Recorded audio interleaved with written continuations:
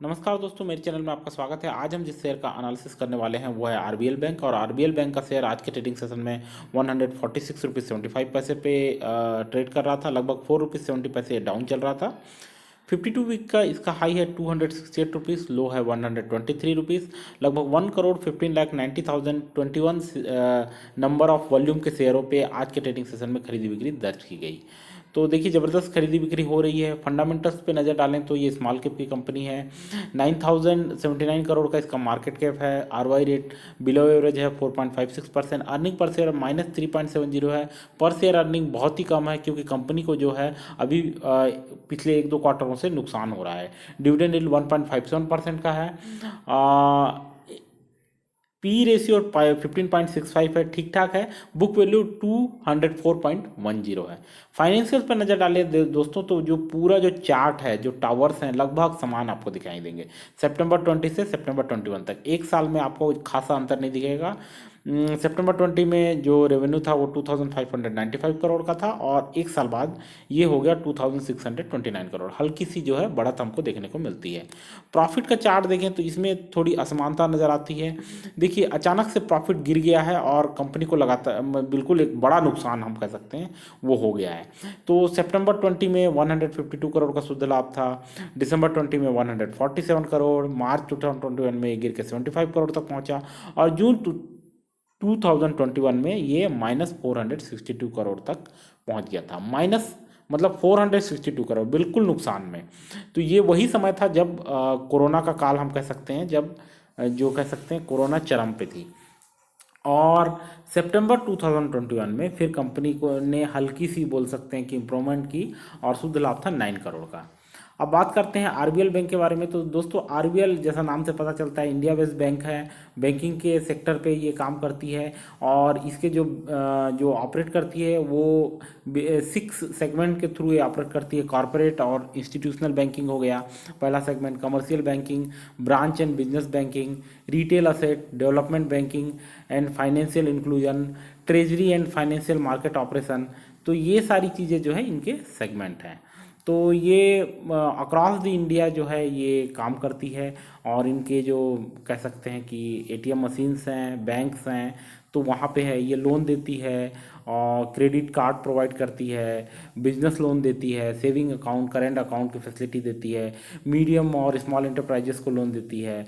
तो इस तरीके से ये बैंकिंग रिलेटेड सारी सर्विसेज प्रोवाइड करती है।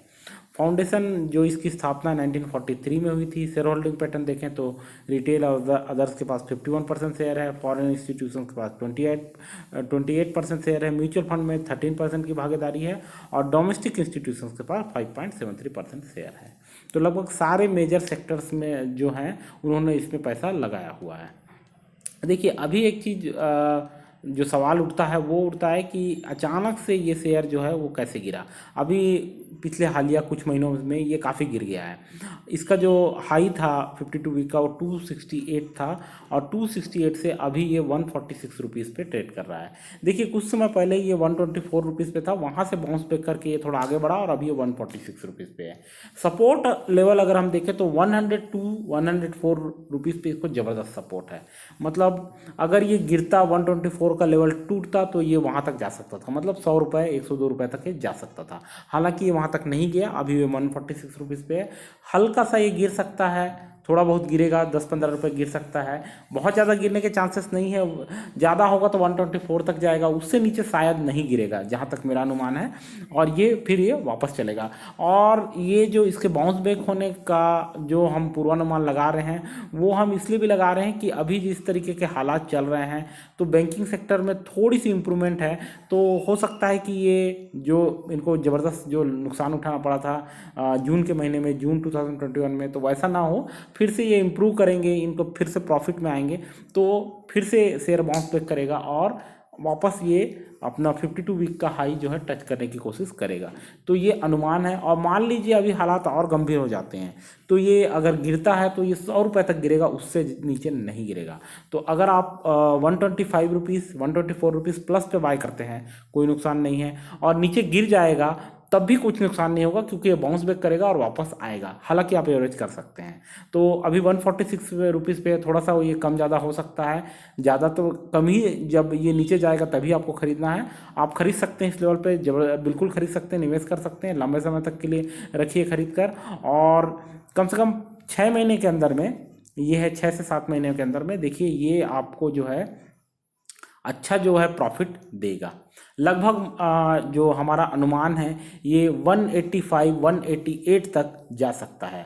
वो अभी 3 से 4 महीने में जाएगा। आप थोड़ा लंबा रखेंगे तो 52 वीक का हाई जो है टच होता हुआ दिखाई देगा। तो 3 से 4 महीने के लिए 188 190 का आप लेवल जो टारगेट है रख सकते हैं। टाइमलाइन 3 से 4 महीने का। तो इसका जो बेटा रेशियो बताना चाहूँगा 1.68 का है। अच्छा बेटा रेशियो है। एक बार रफ्तार पड़ेगा तो पकड़ेगा तो बिल्कुल भागेगा ही भागेगा, और इसको स्टॉप करना मुश्किल हो जाएगा। अच्छा बैंक है, बढ़िया बैंक है दोस्तों, बिल्कुल निवेश कर सकते हैं। और निवेश करना चाहते हैं तो ज़रूर निवेश कीजिए। कोई भी आप जो कह सकते हैं कि नुकसान में नहीं रहेंगे। लेकिन नीचे गिरता तो बिल्कुल घबराइए मत, एवरेज कर लीजिए। अगर बहुत ज़्यादा नीचे गिर गया, मान लीजिए 150 में आपने लिया हुआ है, 30-40 रुपये नीचे गिर गया, आप बिल्कुल एवरेज कर लीजिए, क्योंकि 100 के से नीचे जाने का कोई चांसेस नहीं है। वहाँ से टच करके बाउंस बैक हो जाएगा, इसमें कोई शक की बात नहीं है। तो इसी तरीके से मेरे चैनल देखते रहे दोस्तों। पसंद आए तो सब्सक्राइब करना ना भूलें। थैंक यू, धन्यवाद।